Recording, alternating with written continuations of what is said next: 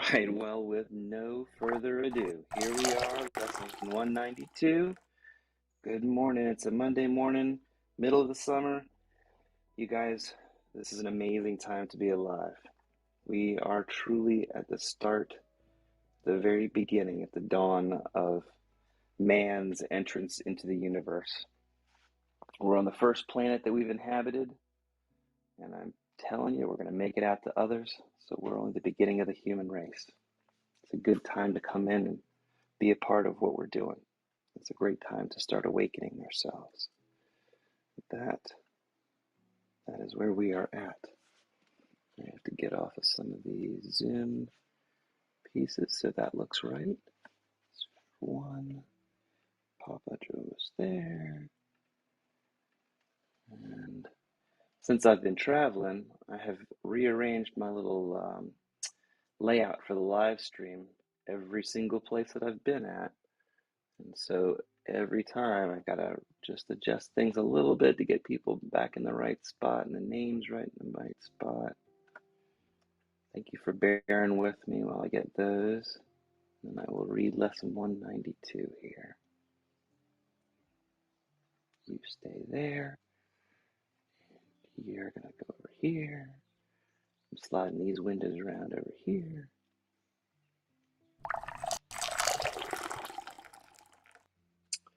And thank you, Adriana. All right, here we go.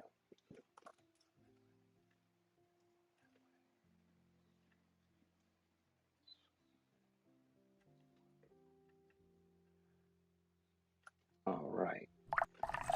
Lesson 192. I have a function God would have me fill. It is your Father's holy will that you complete Himself, and that your higher self shall be God's sacred Son, forever pure, as God, of love, created, in love preserved, extending love, creating in love's name, forever one with God and your Christ nature.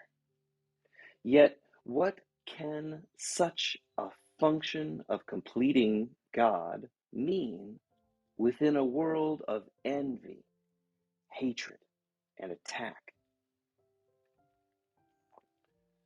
1 second, and I'll turn the page and we'll find out.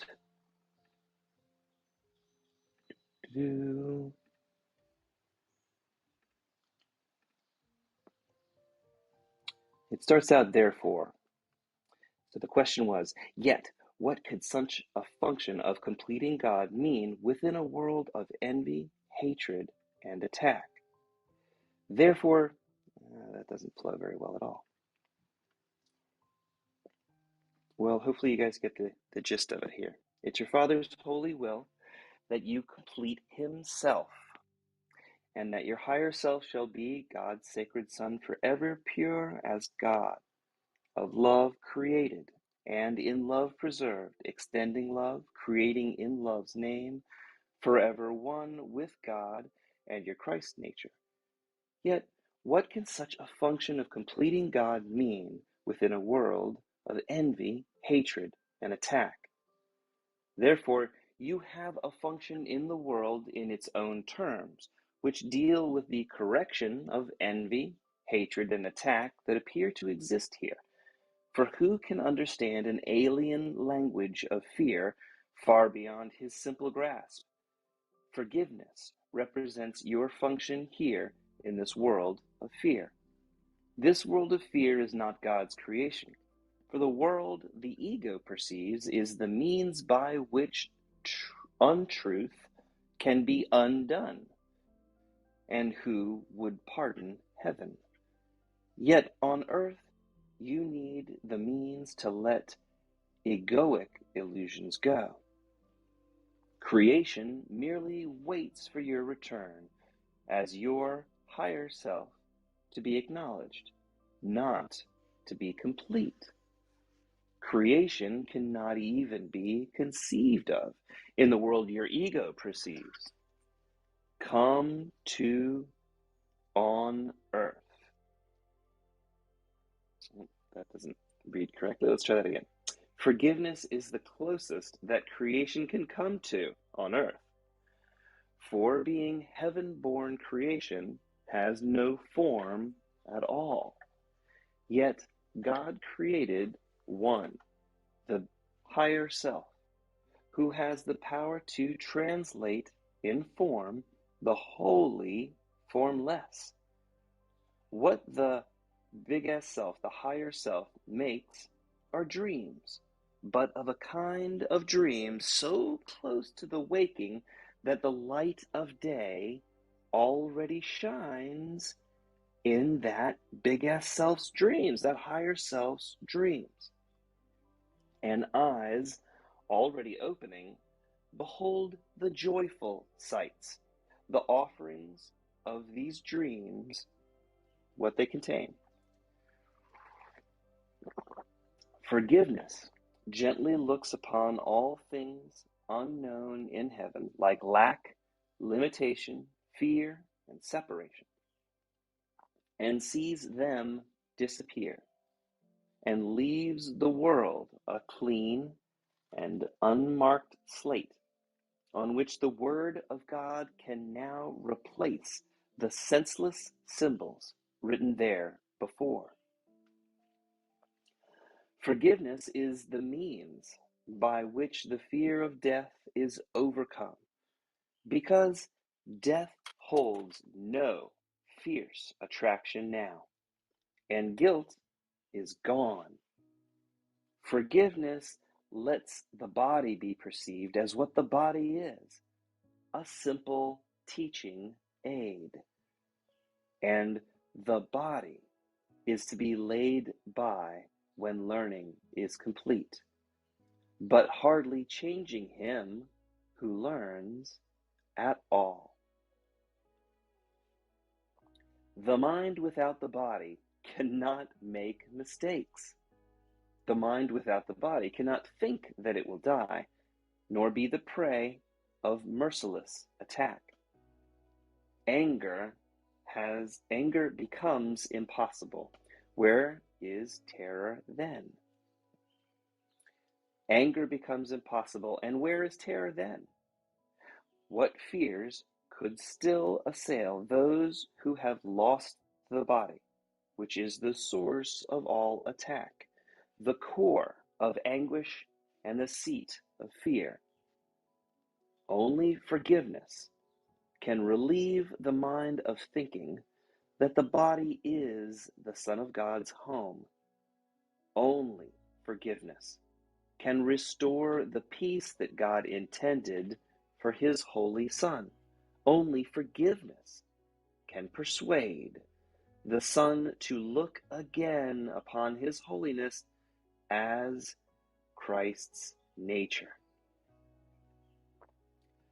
With anger gone, you will indeed perceive that holiness. For Christ's vision and the gift of sight, no sacrifice was asked, and only pain was lifted from a sick and tortured mind. Is this release from pain unwelcome? Is this release from pain to be feared? Or is this release from pain to be hoped for, met with thanks, and joyously accepted? We are one, and therefore we give up nothing. But we have indeed been given everything by God. Yet do we need forgiveness to perceive that this release from pain and our oneness is so. Without the kindly light of forgiveness, we grope in the darkness, using reason but to justify our rage and our attack. Without the light of forgiveness, our understanding is so limited that what we think we understand is but confusion, born of error, without the light of forgiveness. We are lost in the mists of shifting dreams and fearful thoughts, our eyes shut tight against the light, our minds engaged in worshiping what is not there.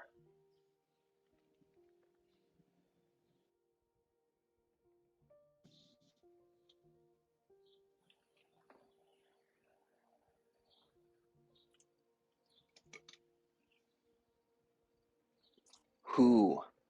Who can be born again in Christ, but in him who has forgiven everyone he sees or thinks of or imagines? Who could be set free while he imprisons anyone? A jailer is not free, for the jailer is bound together with his prisoner. The jailer must be sure that his prisoner does not escape, and so the jailer spends his time keeping watch on his prisoner. The bars that limit his prisoner become the world in which his jailer lives, along with his prisoner. And it is on his prisoner's freedom that the way to liberty depends for both of them, jailer and prisoner. Nobody gets out alive if we don't all get out alive, brothers. Therefore, hold no one prisoner. Release instead of bind. For thus are you made free. The way is simple. Every time you feel a stab of anger, realize you hold a sword above your own head, and the sword of anger will fall, or be averted as you choose to be contemned, or you choose to be free. Thus does each one who seems to tempt you to be angry represent your Savior from the prison house of death.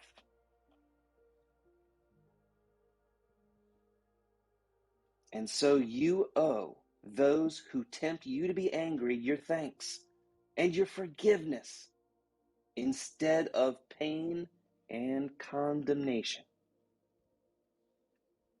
Those last two lines are blockbusters, baby. Be merciful today.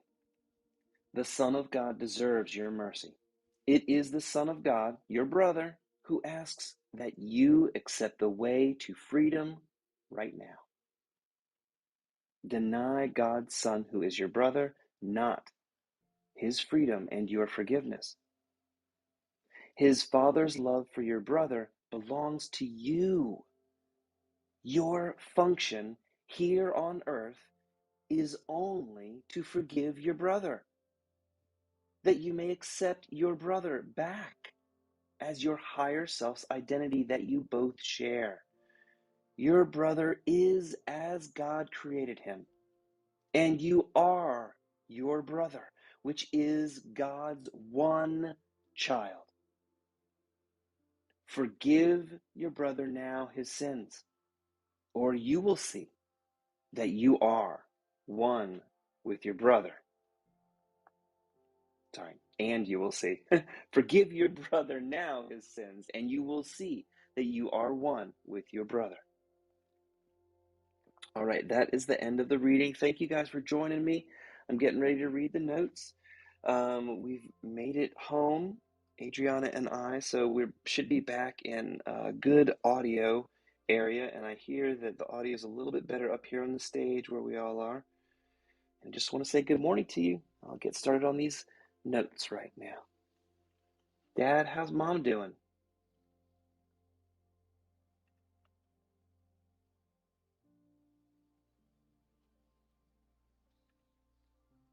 Dad's finding his mute button. I can see him.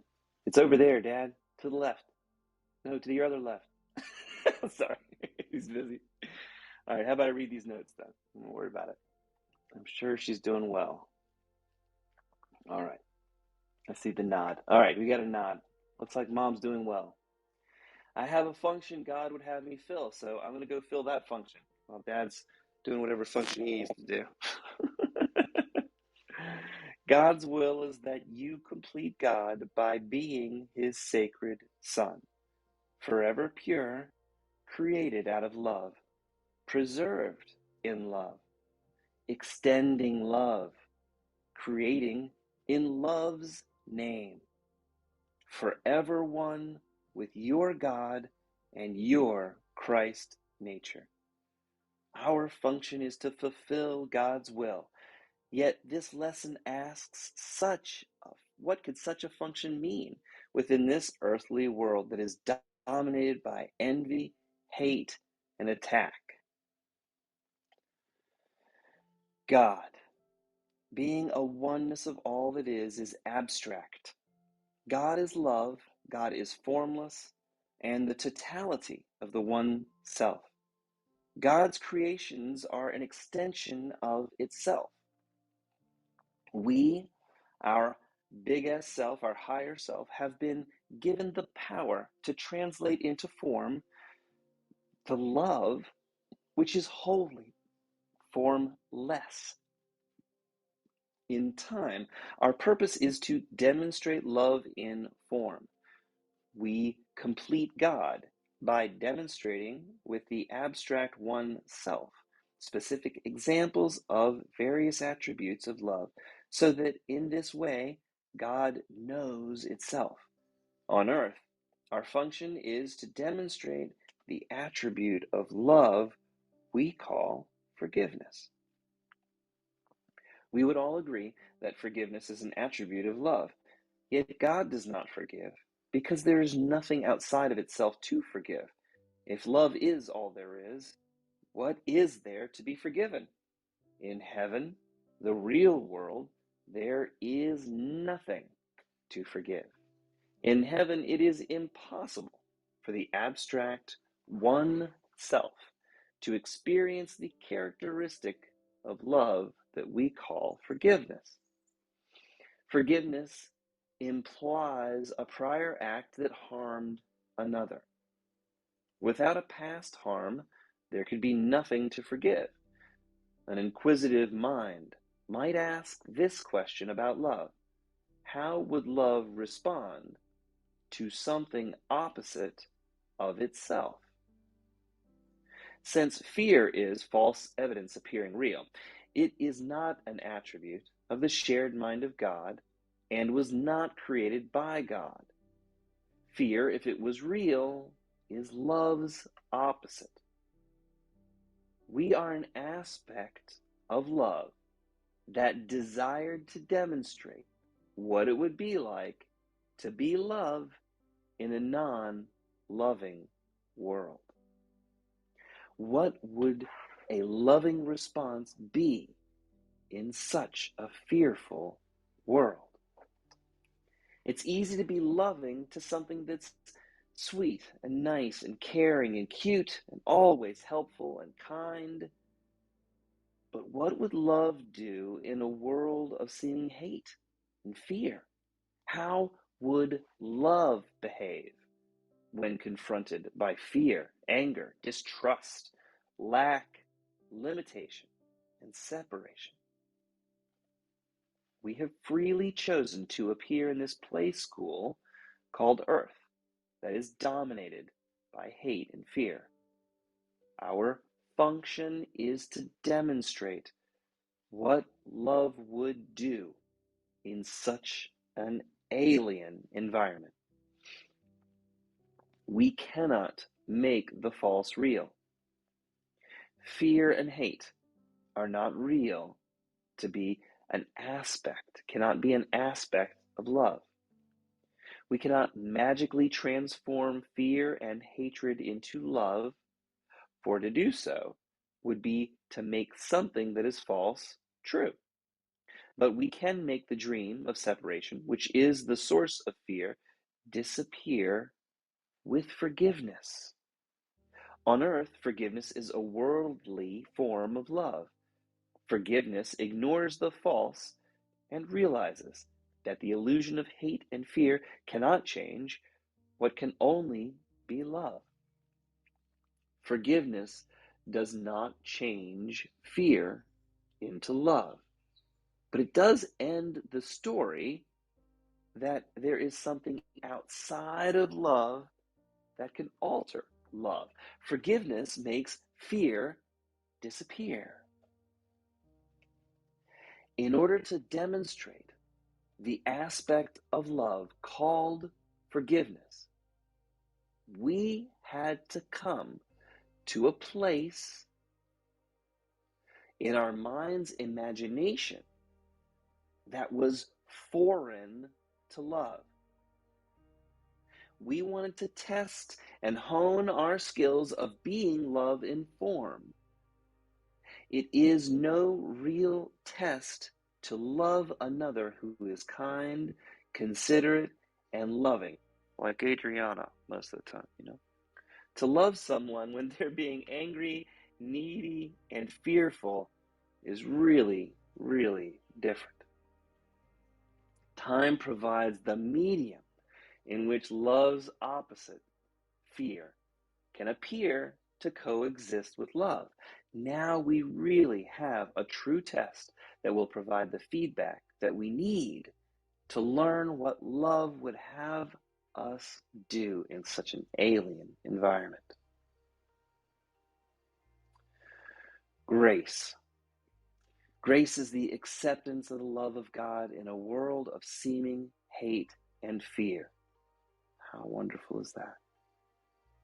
When you forgive, you do not allow the drama and circumstances that surrounded you to rob you of your inner peace. That's grace. What a beautiful idea. You do not empower an event with some imaginary powers that can affect what love would have you do. You do not respond to hatred with cruelty or raise the level of fear within yourself or another. You do not make the illusion appear real. Instead, you respond with forgiveness. You respond with forgiveness. In time, forgiveness is the means to undo illusion and bring the illusion before the truth. Before the truth, fear dissolves in the realization that nothing has the power to change what God created. You remain only love, and nothing can rob you of the peace of God. Forgiveness removes past beliefs of sin, shame, blame, and guilt, and each is free to choose differently. Forgiveness does not judge or make another person wrong for their decisions. It merely allows and holds the truth that each remain as God created them. Each is on their own perfect path of reawakening. Your ego's plan for fixing, changing, controlling, protecting, or impressing another is dropped, and the guidance of the Holy Spirit is followed. The world and language of fear are alien to love and yourself.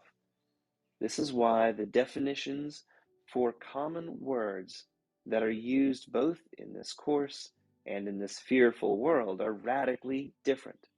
Words like forgiveness, salvation, sickness, death, pain, sin, guilt, lack, limitation, and separation are all fear-based terms that symbolize a fearful world and do not exist in heaven. The language of fear is far beyond the grasp of the language of love, because the language of love is not spoken. Language and words are symbols that remove you from the actual experience of being. Language is not needed within the mind of God, since all minds are joined as one. Forgiveness is unknown in heaven, since separation is impossible.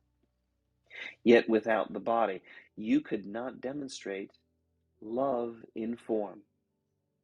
Bodies are needed to experience the aspect of love we call forgiveness. Without a body, mind cannot make mistakes. Only if you have a bodily form can there appear to be the existence of something opposite to love. This is why this world is alien to our true, formless nature as mind.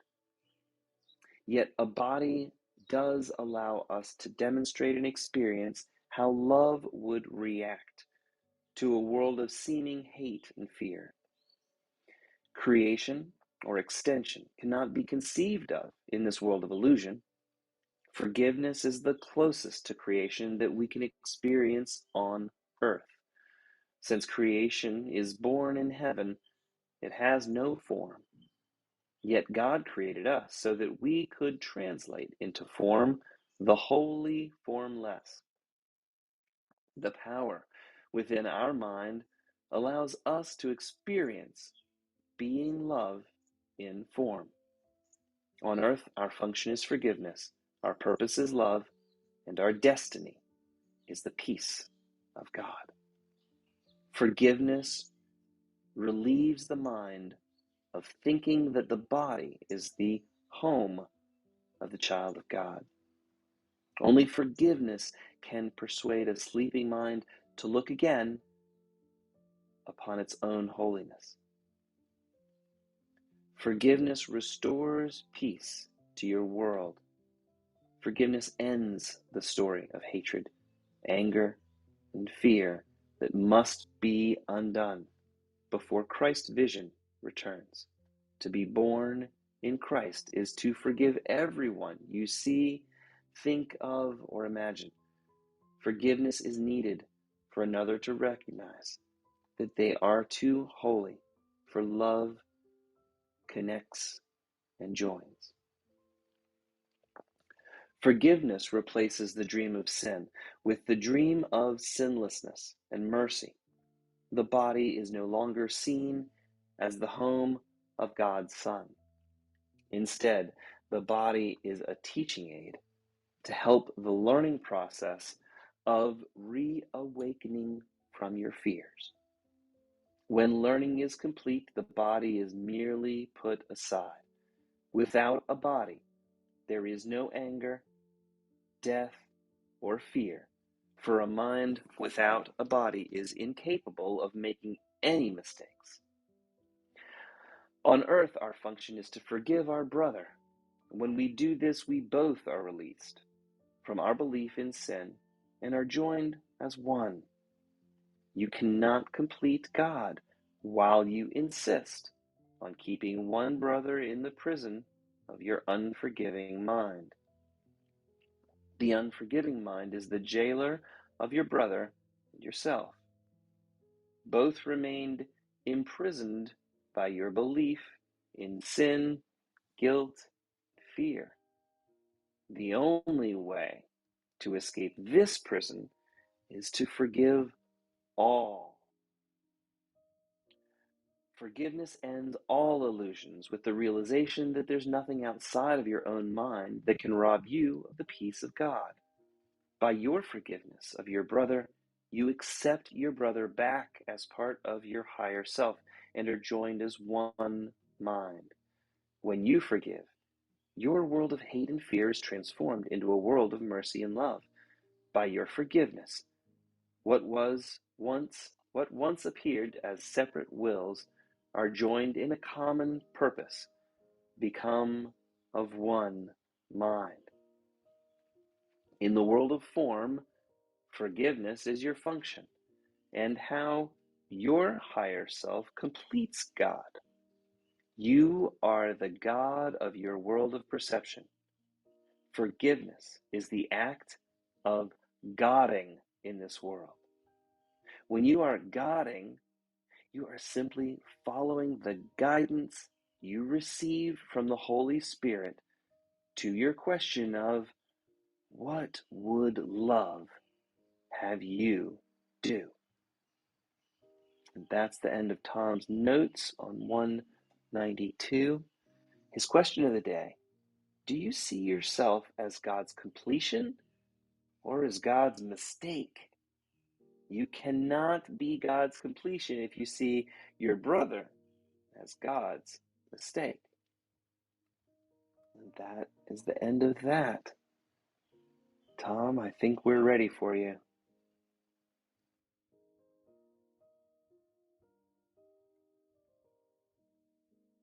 Okay, today this this lesson says I have a function God would have me fill.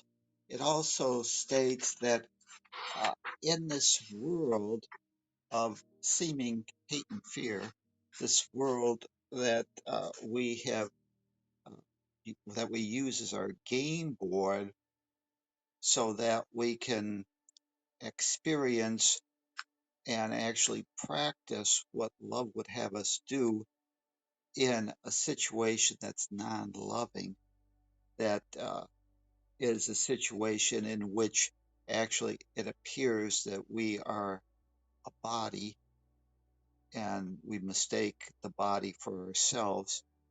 We have the opportunity to realize the truth of what we are.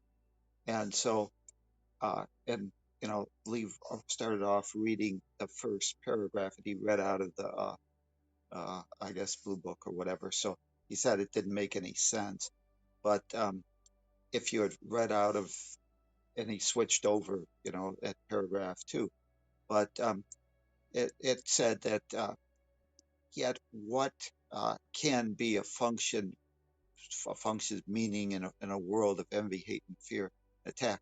Uh, the reason that it didn't make any sense or whatever is because they earlier on had said what that was, and the function that you really had of God, and how can you complete God in a world that's there's nothing to do. So what we want to do today is maybe give an illustration, so much a meditation, but an illustration. Maybe we'll go into a meditation, we'll see where it leads us. But to ask this question, and the question of the day is, do you see yourself as God's completion, or God's completion if you see your brother as God's mistake? So what we're going to do is just let's play a little game of what if. And I want to do is ask now, how can we demonstrate love in form when everybody is already loving, when everybody is perfect, whole, and complete? So the question to you is, how can you do that?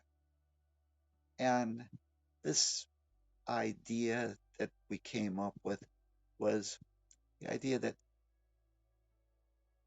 if everybody's perfect, whole, and complete, if everybody doesn't need lack, limitation, or separation, there's nothing that I can do to perhaps want to be helpful and assist my sister, my brother, my dog, whatever it is, in being that part. So, what I wanted is to demonstrate being helpful. And I looked around, and we look around and we see, well, everybody's got everything they need. There's just a oneness. There's nothing that anybody lacks because we're all one, and there's nothing outside of ourselves.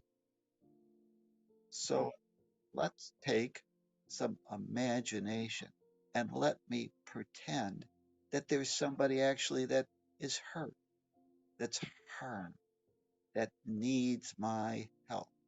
But I look around and I realize that I, everybody doesn't need my help because there's only the one, there's only that perfectness. So I really can't demonstrate being helpful because there's no one to help.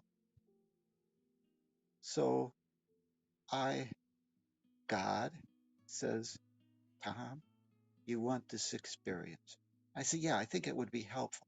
I think that by demonstrating this idea of an aspect of love, I could realize better what love is, and I could demonstrate that. Oh, God says, oh, that's really impossible. We're one. And there's nobody that's not perfect, whole, and complete. There's nobody that needs any help, Tom. And you step forward and you say, I will help you. And I says, well, how can you do that? And I will pretend for you that that I'm not perfect, whole, and complete, that I'm missing something, that I'm flawed.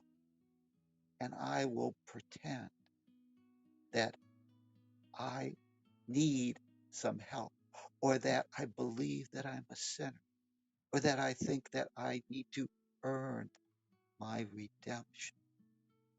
And you, Tom, I'll give you that opportunity to demonstrate and bring me back to the awakening process. I will let you do that so that you can have the experience of learning, of honing your skill, of demonstrating and knowing what love would have you do in this situation. I know it's just make believe. I said, you'll do that for me, my sister, my brother. You'll do that for me, but won't that cause you pain? I said, no, no, no, it won't cause me pain. I'll just pretend. It'll be like a costume. I'll have an act. As a matter of fact, why don't we pretend we're puppeteers? We're puppeteers, and we'll each have a puppet. I'll take on body, a puppet, and I'll control the strings and all that in the movie, and you'll do it too. That's an excellent idea. Thank you, my sister. Thank you for being willing to act in this play, this drama, so that I can feel good about myself, that I can actually demonstrate and know what it would be like to be loving, to be helpful in this case. So the play is on, and everybody else is in the stands watching you and me. And they're starting to focus on the puppets. They're not seeing us pulling the string. And as you watch, and the people are watching that, there's us, these puppets on the stage, and the puppeteers pulling the string. And I turn around and my puppet is hit. And we'll give these puppets a name. I'll be Tom, and she'll be Mary. Mary's puppet hits me, my puppet. Ooh, ooh, I react. I actually am pushed back. Oh, I'm, well, Mary, puppet, you hit me. I'm hurt. I, the puppeteer, say, hey, you know what? That's not a nice thing to do, Mary. I hit her back. Oh, Mary, you hurt me. You broke my arm. Oh, now I go to some other puppet. Say, Tom hurt me. Broke my arm. I'm broken. Ah, someone else. Mary, you've been hurt. You've been harmed. Here We comes the need to go police see puppet. somebody. Pardon?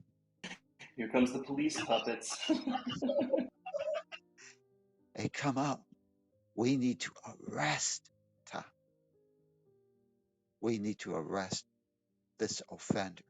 And actually, since I'm the one that was offended, okay, was hit by Mary first, I report her to the police. The police come. Mary puppet, thrown in prison, thrown in jail. But now they say, Tom, you need to, we've created this prison, but you need to guard her. You need to determine when she's done her penance, when she has done her when you've recovered your retribution, your pound of flesh. And so I sit there next to in the prison cell that Mary is in, watching her, making sure that she has to do her time.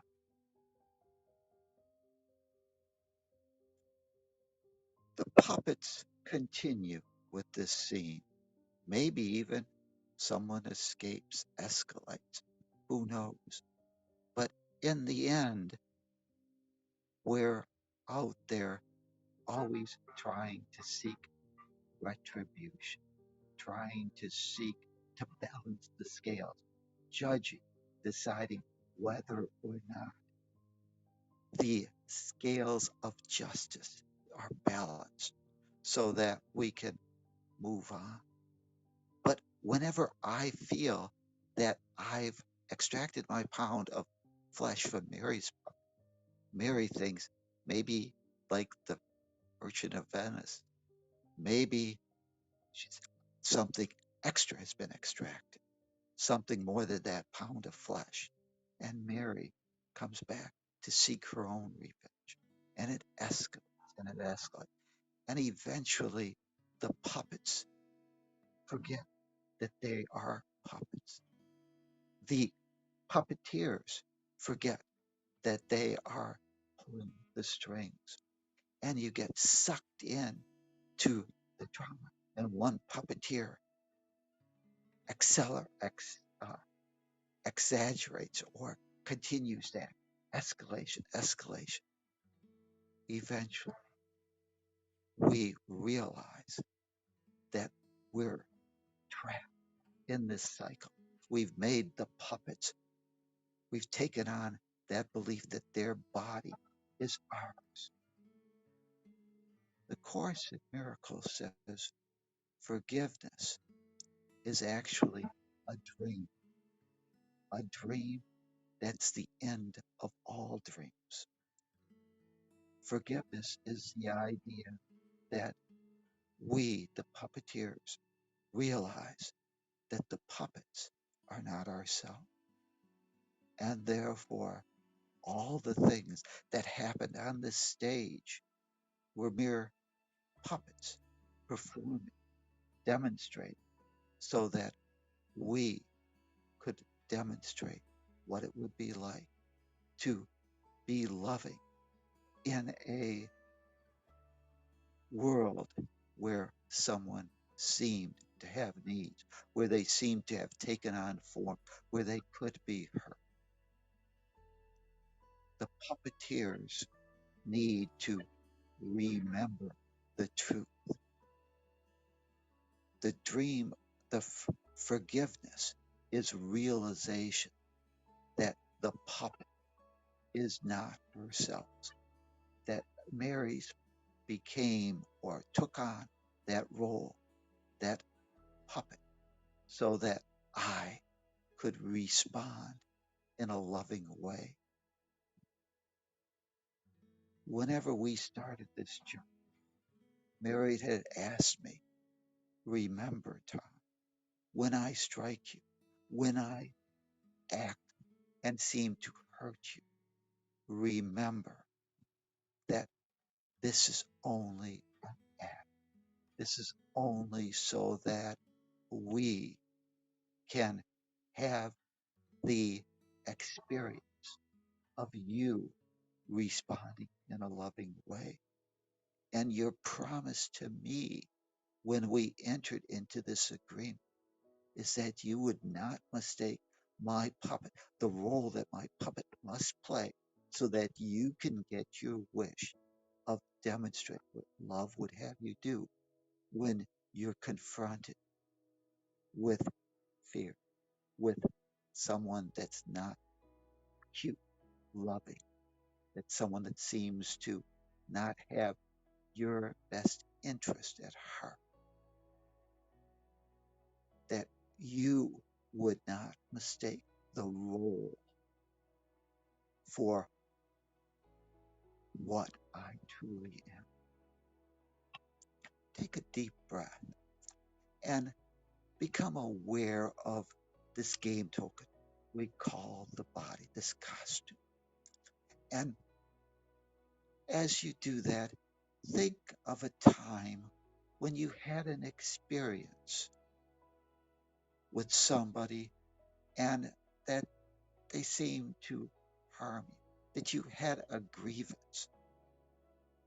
And think back of that time when you felt hurt, you felt harmed, you mistake the role, and you got caught in the drama and really felt that your body was you and that Mary, Joe, had hurt you, had harmed you, and realize that how that felt and ask yourself, what was that lesson designed to teach me?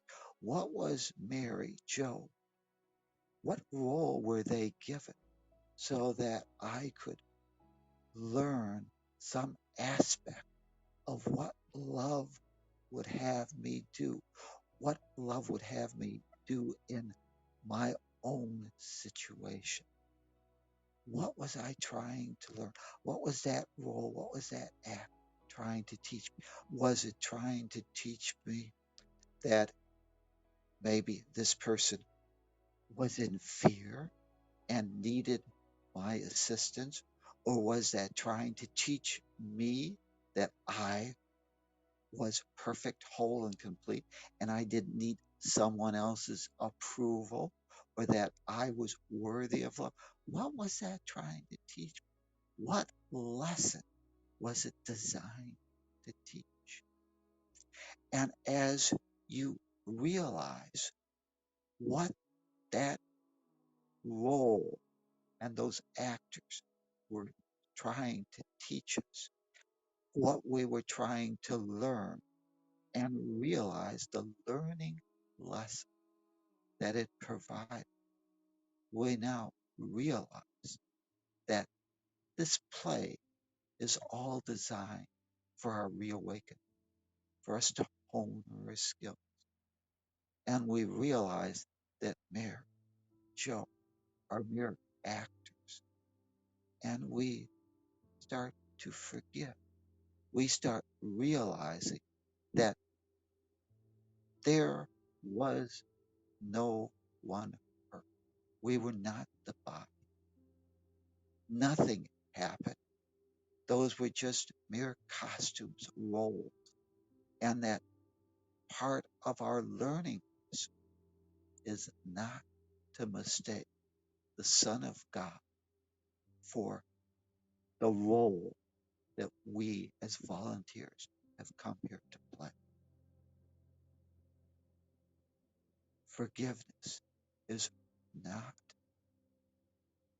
assuming that the role is my true reality. Forgiveness is understanding that the puppet is not the real puppeteer. The puppeteer remains perfect, whole, and good. And when you forgive the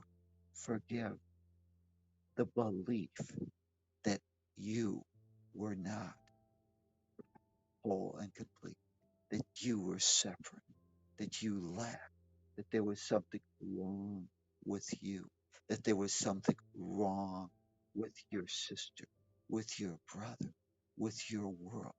You mistaken the game board for true reality.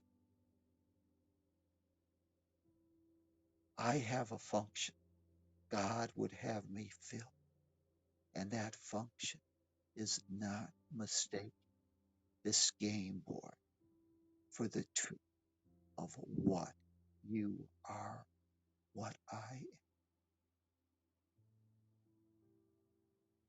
There's nothing wrong with playing the game of separation. Our problem is when we forget to laugh. Forgiveness is realizing that this was just an act, a game board, so that we could play, hone our skills, and learn, demonstrate, and be love in form. The abstract oneself, learning, demonstrating, being what it is.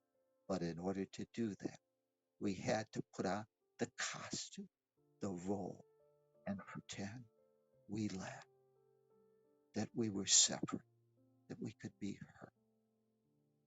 Today, we will not mistake the game token, the roles that our sisters or brothers play, for the truth of who we really are. We will merely ask ourselves, what would God, what would love have us do? And that is always to minimize fear. Minimize your own fear. Minimize, once your fear is under control, all the other actors. Forgiveness is realizing that on this game of time and space, nothing can affect me, could cause me to lose. I remain perfect, whole, and complete. On this game board, my function is realizing that this has no ability to change the truth. You, I, are God's treasure. There is nothing that can rob me of my own inner peace unless I mistake the game tool for what I truly am, unless I mistake my sister, my brother, for the game tool for what they are. And when I realize that we're all here to help one another, suddenly reawaken that there are no victims, there are no victimizers. We're all willing volunteers coming here, puppeteers, learning what love would have us do. I have a function that is to demonstrate what love would have me do in a world of seeming hate and fear. Forgiveness is remembering to laugh. And as you look back at that experience, that you felt that you were hurt, let's advance fast forward and move to the after party where the actors, the puppeteers all gathered together and realized that those dolls that we were playing with, those puppets, were not our reality. And that we could all laugh at the puppeteer. Say, boy, whenever Mary, you slugged me, and my puppet reacted, boy, you really did. I really got caught up in that. I thought that that was real. And now we all laugh about it because we realize we are not the, we're not that puppet.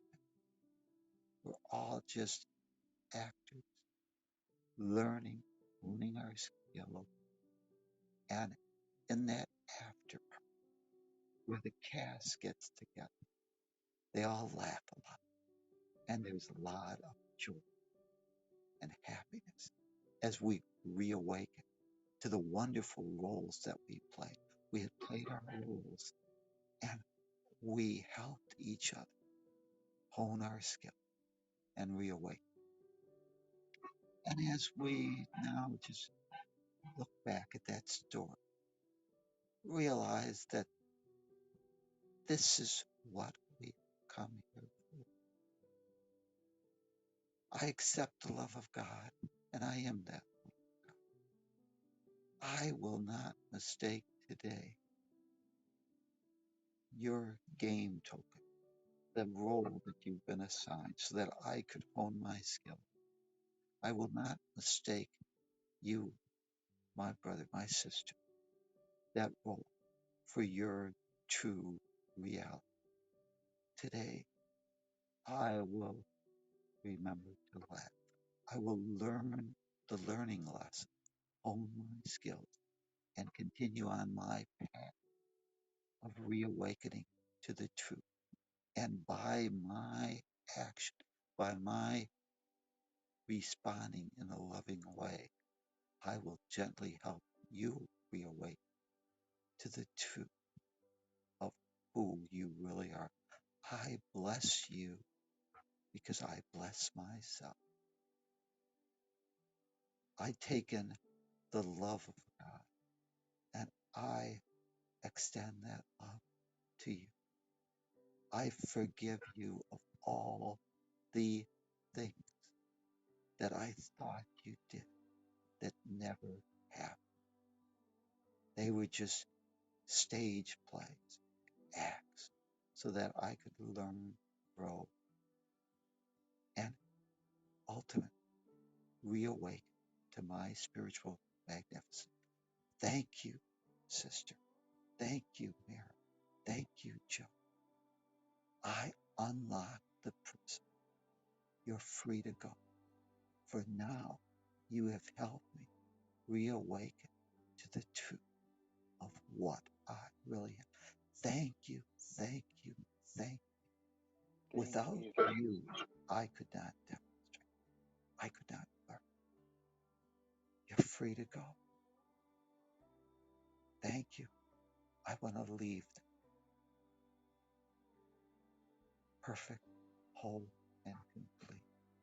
You have helped me heal my mind.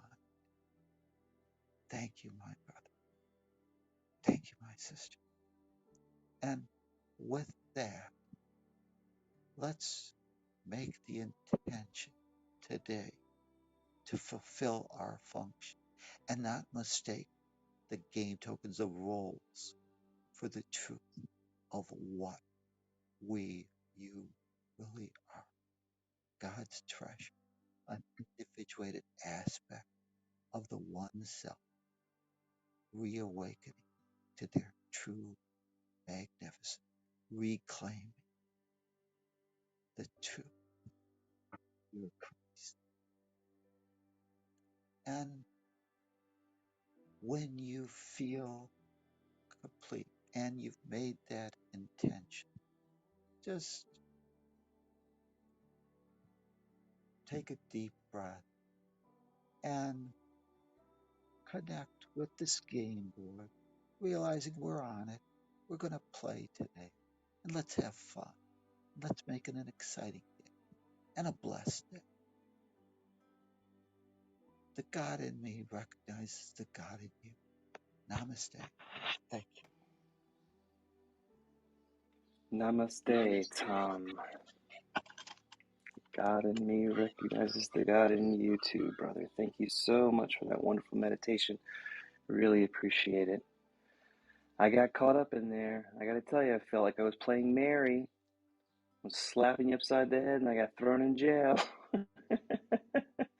I really appreciate the part you played. It really was helpful so that I could spend my minute in jail and understand what it feels like to sit in a cold jail cell overnight.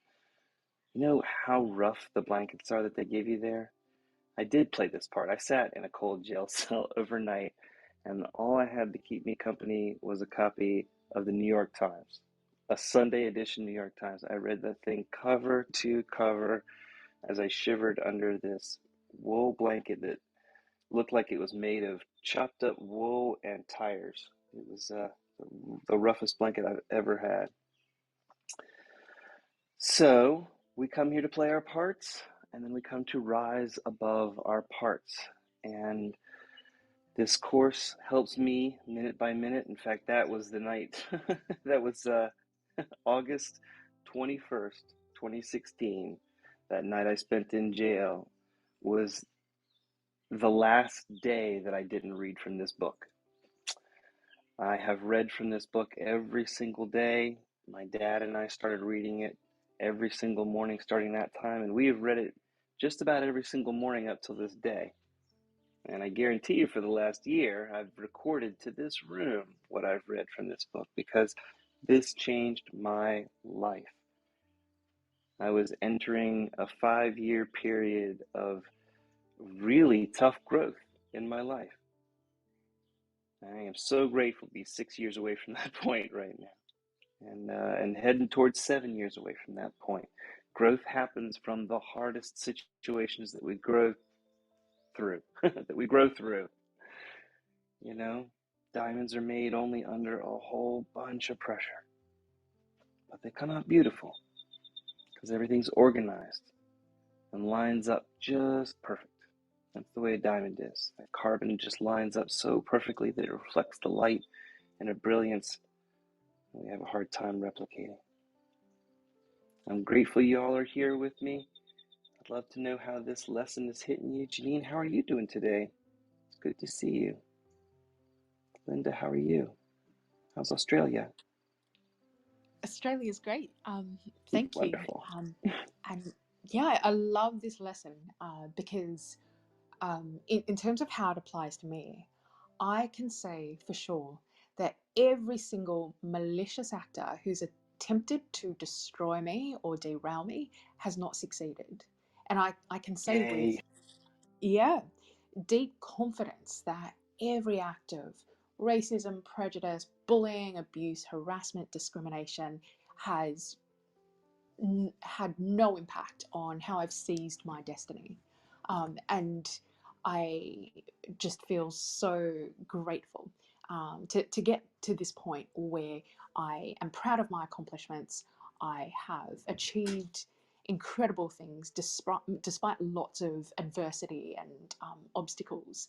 And I have proof to myself that I determine my destiny, and that other people can attempt to harm or hurt me, but they'll never succeed. So they have no power whatsoever over me or my life. And I'm just so strong because I have deep convictions about that belief. It feels good to hear you say that. It feels empowering just to hear you say that, Linda. Thank you. Thank you. I love this lesson. Me too. Hey, Sean, you're back from Colorado. How's it feel to be in your house?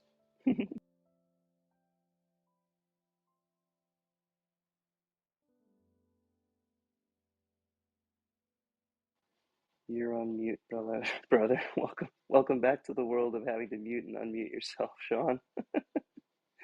Or maybe you're busy. And nope, he's gone. All right. Hey, George, how are you doing this morning? Oh, he's How back. about now? Any better? Hey, I hear you. Yeah, I hear you now. Thank you. Uh, I guess Clubhouse doesn't like it when you browse around and look at people anymore. Anyway, so um, about the diamond and the pressure, kind of going. I'll be very brief. Actually, I'll attempt to be. Um, my point of view has changed from an an actor, as you say, or someone on a play, where I'm looking at it and from an egoic perspective, and you know, um, like I kind of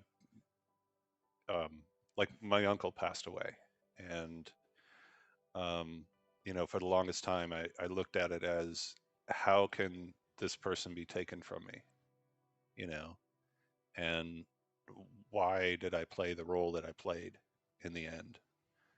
And it was to give comfort. And now I can believe that in my heart. Um, why did I have a separation? And it was because I've spiritually outgrown my mate. It's just, it is. And, why did I go through the trauma I went through? And it was to get more help. It was to get me to somebody that could really help me. And, why did I run into miracle after miracle after that? And, I went to Colorado, and the first couple of days were really rough. I was thinking about, all the ways that either I was a victim or, how I feel alone and it's just me and yada, yada. And so I'm sitting out there talking with a friend of mine I haven't talked to in ages. And meanwhile, Lee and Adriana were staying at my house, and I going through a divorce, so there's just like shit everywhere. Bit of an explosion in each room, and totally disorganized, and I had no idea where I was going to start. And I needed to objectively organize this stuff, and I just had so much of a heart investment in everything, so much so I just couldn't move it because every twist of a painting or packing of a box was full of reminders, and it was just too painful for me to deal with. And Lee and Adriana cleaned and organized um, my wife's things and my house to look like my house. And ever since they've done that, um, there's there's a song by Khalid. I don't know if you've heard it, called "Angels," and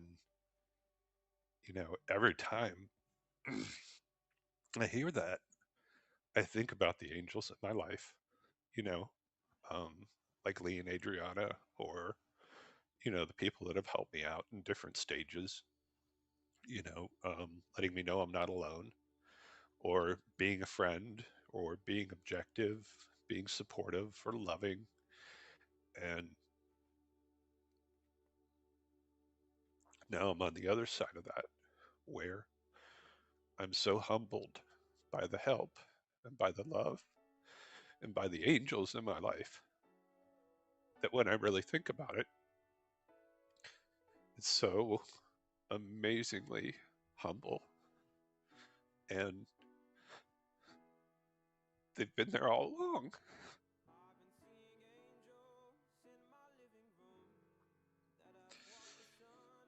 Yeah.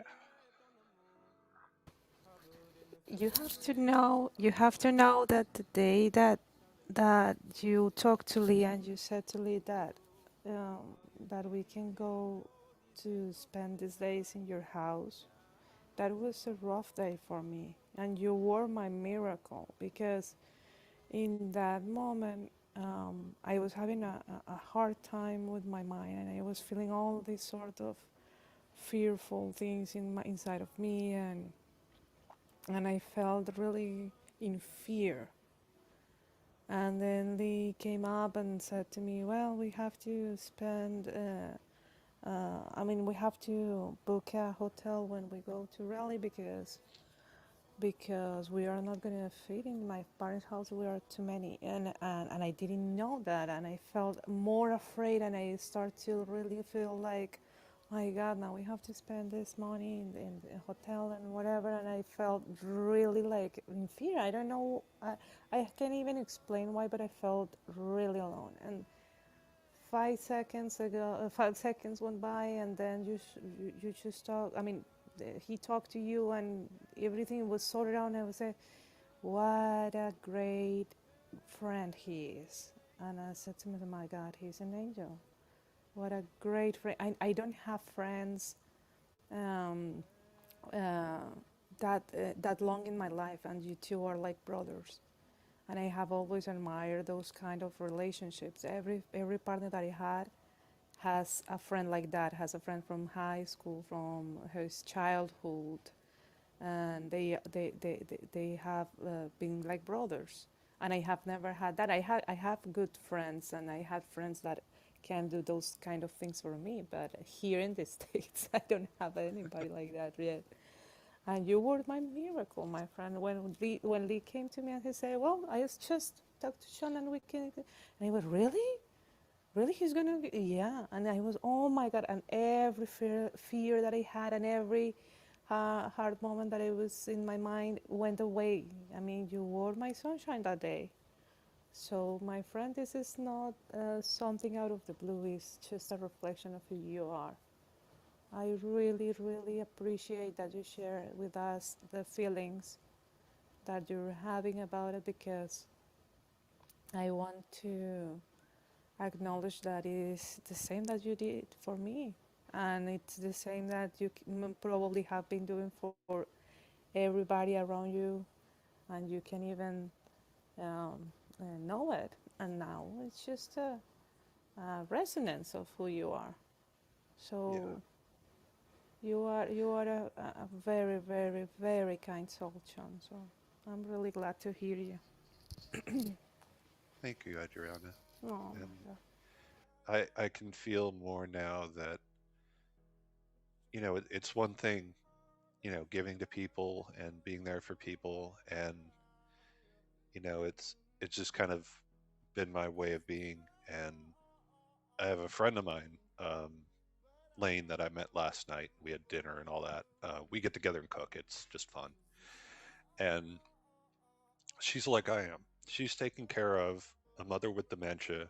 She's cooking, she's cleaning, she's, the nucleus of her house. And I just sat there and I was like, oh my God, she's a total angel. And, she does all this amazing things for everybody else. And it wasn't very long where I realized I was also talking about myself. I was like, holy shit. To your point that giving is a way of being, and it's it's something that is very fulfilling, and it's very habit forming, you know and that I felt like the more, not only do I give now, but the more I've given in life, the more it's really coming back to me now. And that feeling of seeing in others what you see in yourself. So many times we talk about it in the negative. I've done this mistake and that person does the same mistake, and ooh, I can point at them, not me. But what happens when that's done spiritually? Where we're not taking an inventory of what we do for others, or, and not doing it from an egoic perspective, but from a perspective of belonging and embracing the love around us, and knowing our place both spiritually and physically with these people in our lives, and that there's a lot of co-saving going on in both directions, either through the act of love or through the act of receiving love. So thank you. Well, big hugs to you, my friend. Big, big hugs. Thank you. Big hugs back to you, sister. So I feel super lucky to be in the middle of this. And I can tell you that I have my own layer of my perspective on the miracle, is that as soon as uh, I needed something, it was provided. And when Adriana was in a terrible time on Tuesday, within 60 seconds, I swear to God, I was guided by Holy Spirit more clearly than anything, and there was no words involved. I just knew I had to call somebody in Raleigh. So I called my dad first. He was bumbling about, so I knew it wasn't him. And yeah, Dad, Sean, I could figure out what was going on with Dad so fast that I told him it wasn't. I needed to call Sean, and I was on the phone with you, and I don't know, it was the easiest request I've ever made, to come push myself and my whole family with my two kids into somebody else's house. Hey, can I come sleep at your house, Sean? Anytime. But you were overjoyed because you were going to be out of town. We were able to get Ben a great meal and spend a little bit of time with him, and he played video games with Dean.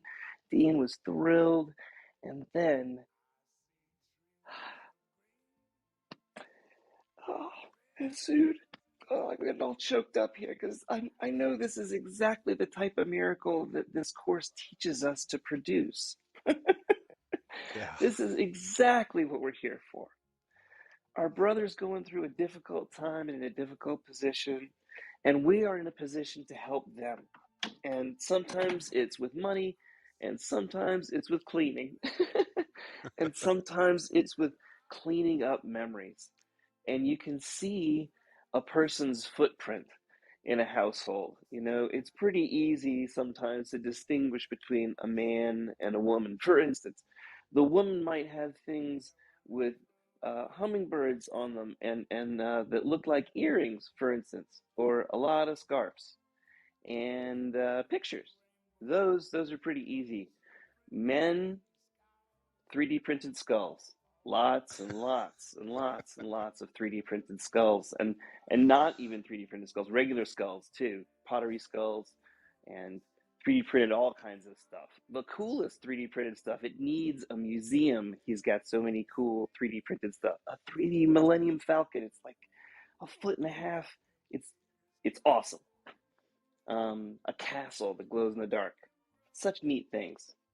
And in a big house over years with kids living there, oh, the memories that you get over everything.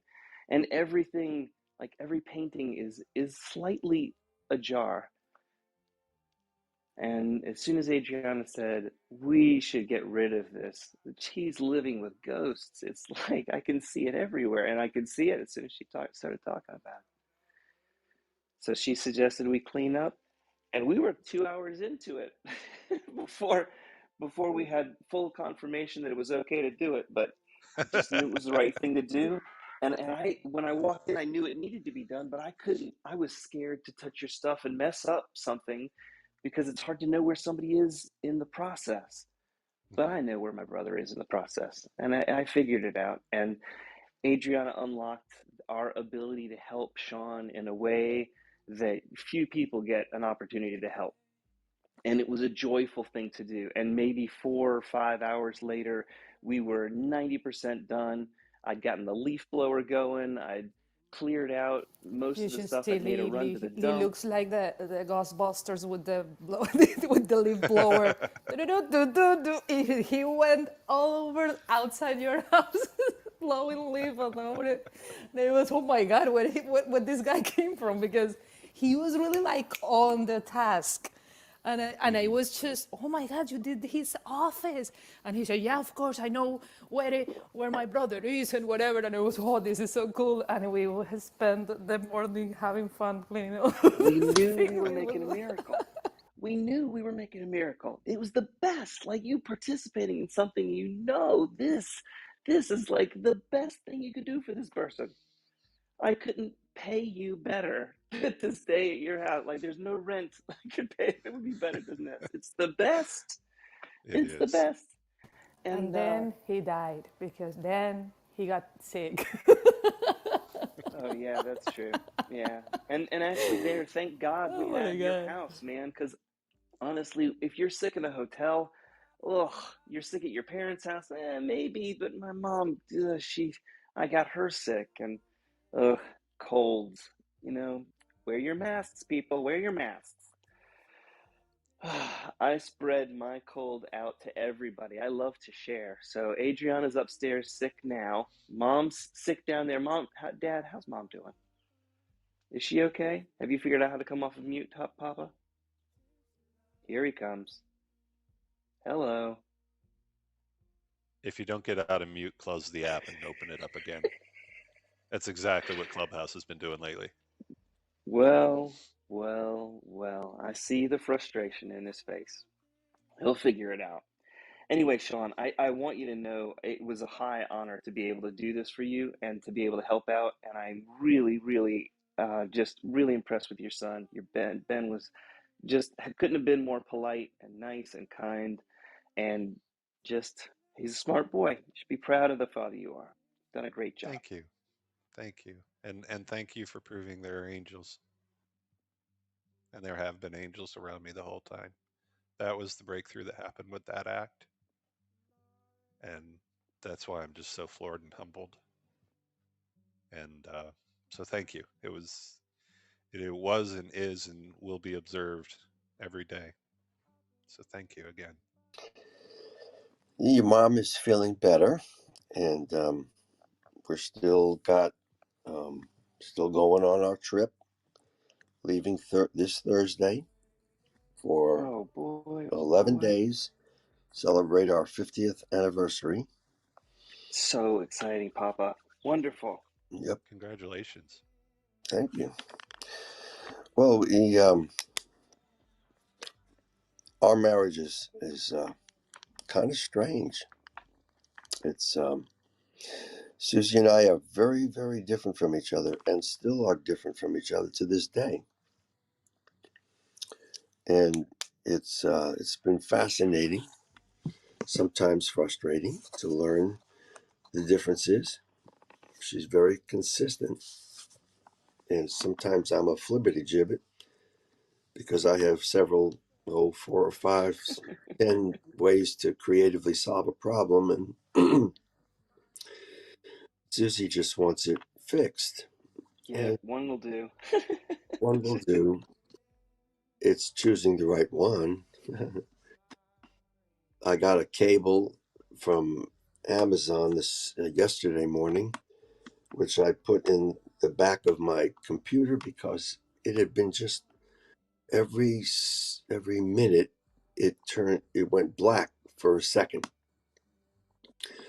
and then it was less than a minute in intervals. So my computer guy said we got to replace a particular cable, and I need some help from either Sean or Lee afterwards to make sure I put the one of the cable ends into the right place, because there are 4 places it could go, and so far 2 of those didn't work. But I just put it aside last night, and I'll look at it again this morning. But you're all having such a good time. It's really terrific, and you're talking about things that are very deep, about forgiving people. I've always felt that anybody who makes a statement that says I'll never forgive them for that um, is making a real big mistake for their lives. Yeah, it's like using a staple gun to put your hand to a piece of wood permanently. Yeah, That's what that seems like. Tar babies. We don't it's need none of that. Hey Rosa, I love what you wrote in the chat. That was really beautiful. As always, spot on. And it's great to see Louisa. I hear you're down in Colombia. I would love to know how things are going over there. And not to interrupt you guys if you got anything else that you want to say. Good morning. Can you Hi, hear Miss me? Rosa. Yes, ma'am, I can now. I, Thank you for that I was leave and trying. coming back. You had the same thing Yeah, I Sean had to did. because I couldn't. Sometimes Clubhouse does this thing. Technology does this thing. I was so excited this morning when I heard the brother talk about angels appearing in their life in our lives. This particular course, I remember. This particular lesson is right on for everything that the course teaches and our purpose here on life in life. A lot of times when I started this journey, with a coach, and she used to always ask me, "What is your purpose? What is your purpose? What is your purpose?" And I kept saying, "To be more, to I want to be more like God." You know, before I even knew that was a thing. You know, aware of God's presence in my life. I didn't want to question it. I wanted to know when he was talking, even if he was talking through a person. I wanted to hear God, see God, be God. And then I started with the course, and the course pretty much tells me that my only purpose here is to aid and assist and to be that God in someone's life, that angel that assists, that person that doesn't mind giving time, effort, prayers, money or whatever is necessary. That person that doesn't that gives and doesn't feel lack of giving. If I give my energy, am I going to be tired afterwards, or is it going to re-energize me because I'm giving it in love, and not fighting it all the way? And the course actually tells me what my purpose is. It is to give grace. It is to give forgiveness. It is to be um, empathetic, sympathetic, and understanding of another person's journey, because we all have this different lesson, and recognizing when the help comes and being able to open ourselves to receive it. Because a lot of times people will say, well, and I've had this happen to me so many times. My sisters will call me, even those who are on this journey with me, and they will ask, how may I assist you? And that statement would always stop me in my tracks, because I had no idea how they could assist me. And most of the time, the way I think that they should assist me is not what God wants, you know. And so that's a question, when someone asks you, that you really have to think about it. Like um, I've been calling my friends, uh, because I am raising money to invest in an NFT. And they've been generous and said, thank you. Yes, by all means. So people do come to rescue you, but they don't know unless you ask them, unless you tell them what you're going through. And so many of us don't want to tell the truth about ourselves. And so we just hold on to it and die or suffer. I don't mean literally die, but we're suffering because we refuse to open ourselves for assistance from someone who could give it to us better. So it's good that you and Adriana saw the need that your friend had and were willing to do it. Sometimes when you do that, you also have to be willing for the consequences. Yes, ma'am. Not Yes, ma'am. everybody is where that brother is. Oh, I checked in And with him that's to all try and right. mitigate it. I didn't want to make negative consequences. So, we carefully kind of asked, is it okay if we do this? Is it okay if we do that? I had to make sure I got the right fuel for that leaf blower. I'd almost put kerosene in there. So, it's definitely good to check in. Yeah. But people really assist after it's all said and done. Even those who fight, um, and they don't want to give it up. Once it's done and Yes, the ma'am. place is neat, they can just breathe and they'll see Yes, it ma'am. eventually as being. Because Yes, ma'am. I would, We came in, weeded that garden. That's really what we did in this yep, and specific pretty case. I didn't much, actually and weed that the allowed garden him, because he can take care of his own garden. and it allowed But him to let it go, heal yes, faster. You yes, can't heal when the maybe wound even is still literally. there.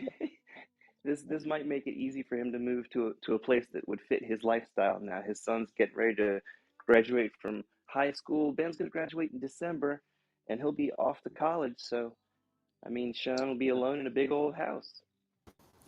Well, God, that Sean, big you're an old empty house is nester. beautiful. That big It old is house is beautiful. beautiful. So I will gladly do The another world is set your of. oyster, my friend. Go, John. I was just trying to make. No, go ahead. Well, you're welcome down anytime, of course, and then some.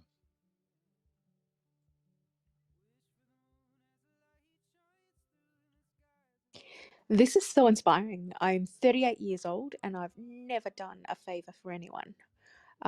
And realizing that Oh I my can be gosh, I someone's can't angel, believe that's true. Come on. You've never done it's any favor, not even a little favor for somebody? not a single favor. And now you've inspired me, Lee, because I see now that I can be someone's angel, and that is wonderful. But Judith told us the other day that you gave money to a person that was in trouble, and she kept in Yes. trouble. But you did that. You have been doing things. Actually, I did. So I did one favor. Wait a minute. Wait a And you minute. got Wait a minute. Wait a minute. traumatized by it. Wait a minute. So one. You know what? You have probably done favors for people and you didn't even recognize it. I Um, assure you, that's the that was, truth. you just needed to see one that you actually do. Because a lot of times your presence is the favor That's right. And if you're talking that about you favors show on up. purpose, if you're talking about doing something on purpose that's a favor like I just did, that might be this with Sean might be the very first one I've ever concocted in a way that came about this way. But it came about in a miraculous way. And what A Course in Miracles does is open your eyes to this in your life. It opens your eyes to these opportunities where you can help another brother move on through a situation. That's just one example of a miracle, a change of consciousness, a change in the way that you're looking at the world. And it's almost like you're looking through slightly through a prism. All of a sudden, a rainbow of opportunities open up for you, and you can choose the one that serves the highest good. And the Holy Spirit leads you down that path. And your path today may be red, and you may need to follow that segment of the rainbow. As the light hits the prism, you get choices. We get differentiation. That's what our consciousness and our sight does in this third dimension where we live along this timeline of the fourth dimension. We experience 1 second at a time. Our consciousness is aware of stuff, our eyes are sucking things in, and our brain takes the last second or two or three or four and the next second and creates the reality painting in our mind. And our mind sees that. Our eyes see light, it flips upside down, does all kinds of stuff, but it ends up with this stream of consciousness that we experience. Our There's so consciousness, many our times. life. There's so many times that we don't see the impact that we have in others, that it requires something like big for us to understand that we do have an impact on every single person that we approach to. And maybe you don't even notice, but maybe someone was very sad and you, I don't know, play the piano and you just make them remember something beautiful, and that was it to make the day brighter. So what happened in the dynamics between Sean and us, he didn't even realize it. He thought, oh my God, you're the angels. But the thing is that he was our angel first.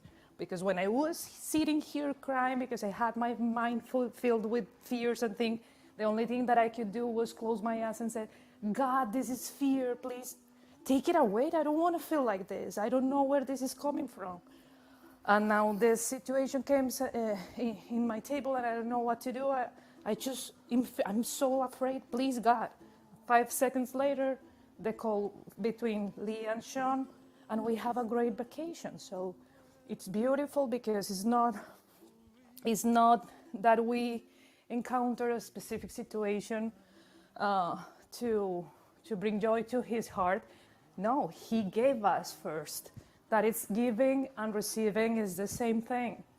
He gave us his house, and we came into his house, and we saw a beautiful house filled with a little bit of paint. So we cleaned the paint a little bit so he could see more light in it, feel at home again. And that is all that it's needed for us to do every single day with the people. Even when you are in a grocery store, you should see Bob. He talks with a wall. He talks to everybody when he is around in the stores or in a restaurant. He talks to everybody. But it's funny because nobody kept a straight face. He always makes people laugh, and he always makes friends along the way.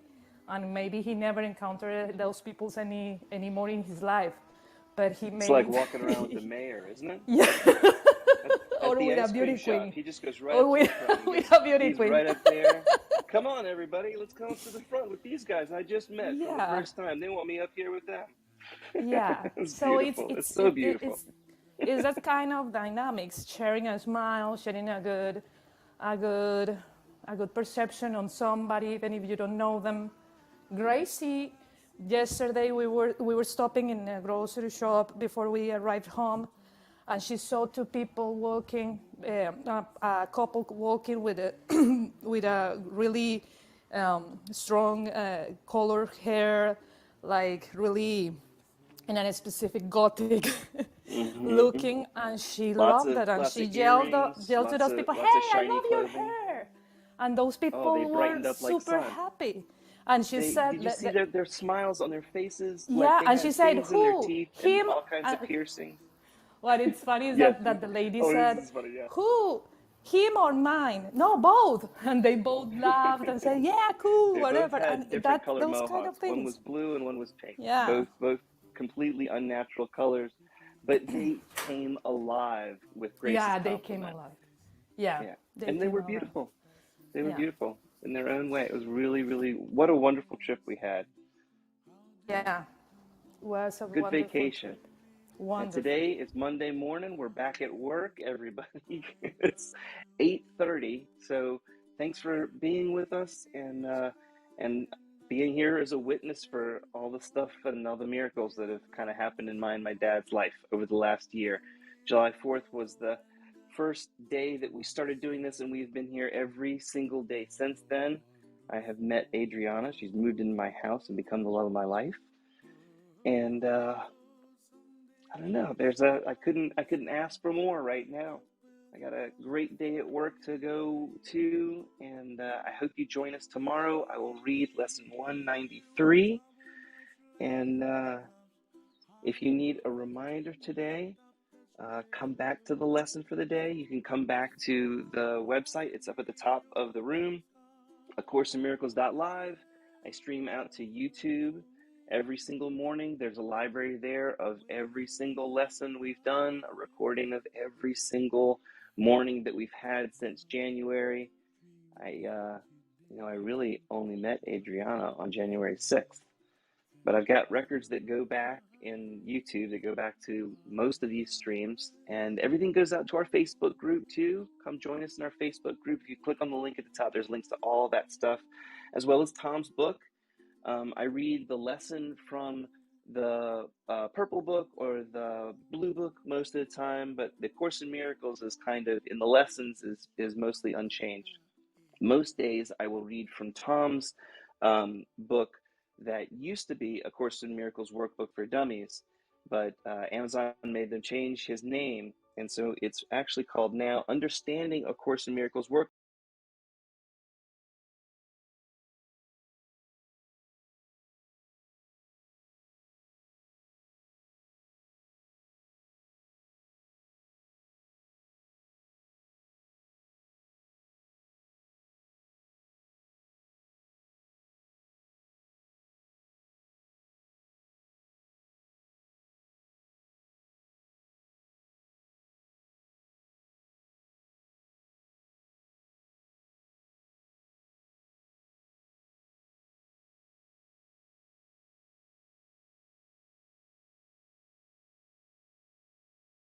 How I got into that. Oh, I know what I did. I was trying to be all fancy and play the song for Sean while he was talking. Go back to my regular old music. There we go. All right. Where were we? Oh shoot. Oh well, I killed the music. Lesson 192. I have a function God would have me fulfill. So in Tom's book, what he did was he took the regular lesson and in bold, he added words that help me paraphrase what's actually going on. In the book itself, and I can pull it up so that we have an example at one point, the word God would be His, pure as His. This, instead of having the word God, it's the word His. And because of that, it gets to be really hard to know what the sentence is talking about because this is the sentence. It goes on for 4 lines. It's a really long sentence. And when you're listening to something, it's hard to keep the focus of exactly what the person's talking about if it's just it, as the whole thing starts out. It is your Father's holy will. So let me read the sentence and it'll make a little bit more sense. And then hopefully the enormous task that Tom undertook will be a little bit clearer, basically going through and taking every it and putting the actual thing in its place to make it easy. Sometimes it sounds repetitive, but most of the time, if I read slow enough, it's not repetitive, it's clear. It is your Father's holy will that you complete himself, and that your higher self shall be God's sacred Son, forever pure as God, of love created, and in love preserved, extending love, creating in love's name, forever one with God and with your Christ nature. Yet what can such a function of completing God mean within a world of envy, hatred, and attack? Therefore, you have a function in the world in which its own terms, which deal with the correction of the envy, hatred, and attack that appear to exist here. For who can understand an alien language of fear far beyond his simple grasp? Forgiveness represents your function here in this world of fear.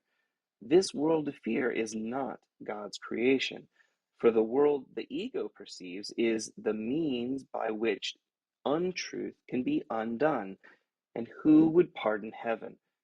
Yet on earth, you need the means to let egoic illusions go. Creation merely waits for your return as your higher self to be acknowledged, not to be complete. And Tom puts your big S self. And it used to read pretty well, but at one point I realized if I said it with even the slightest slur, it ends up sounding like a curse word. And so I usually say higher self instead of your big ass self, because your big ass self can sometimes get slurred into your big ass self, if you know what I'm talking about. Anyway, I can go into that some other time if you want. I hope you guys have a great Monday morning, and you're welcome to stay here and chat, but I'm going to wrap the streams up, and this can at least be the end of that part of this morning's show. Do, do, do, do, do, do, do.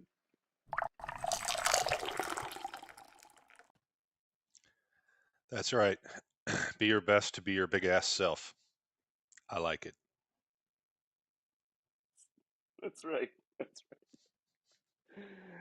Oh, my goodness gracious. Oh, thank you so much for the blessing of your house, man. It really was a wonderful place to stay. So glad you could appreciate it and enjoy it. There's my music. So glad. All right, we are clear. So, Rosa, you still here? And anybody, Monica, how are you doing? Yes, I'm I going to am invite you up. still here.